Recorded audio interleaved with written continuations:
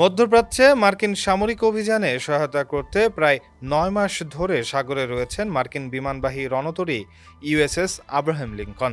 দীর্ঘ সময় ধরে বন্দরে না ফেরায় জাহাজটির প্রায় ৫,০০০ নাবিকের জীবনযাপন ও মানসিক স্বাস্থ্য নিয়ে উদ্বেগ প্রকাশ করেছেন মার্কিন নৌবাহিনীর সাবেক সদস্য ও সামরিক স্বাস্থ্য বিশেষজ্ঞরা। লোডশেডিং কিংবা ঘরের বাইরের তীব্র গরমে ওয়ালটন রিচার্জেবল ফ্যান থাকলে থাকবে শুধু বাতাস আর বাতাস। সান দিয়েগো ভিত্তিক বিমানবাহী রণতরীটি গত বছরের ২১ নভেম্বর বন্দর ছাড়ে। শুরুতে এর গন্তব্য ছিল প্রশান্ত মহাসাগরীয় অঞ্চল।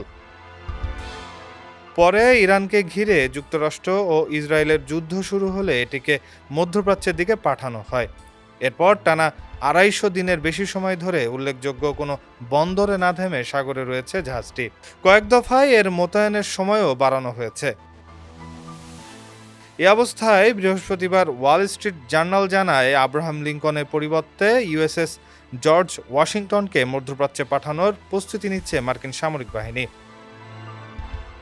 এর আগে নেভি টাইমস ও স্টার্স অ্যান্ড স্ট্রাইপসের প্রতিবেদনে জাহাজটিতে পানি ও বিভিন্ন সরঞ্জামের ঘাটতি, পাইপলাইনের সমস্যা, কর্মীদের মনোবল কমে যাওয়া এবং মানসিক স্বাস্থ্যের অবনতির কথাও বলা হয়।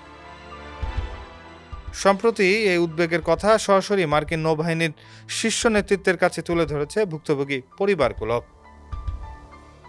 ডেস্ক রিপোর্ট, সমকাল।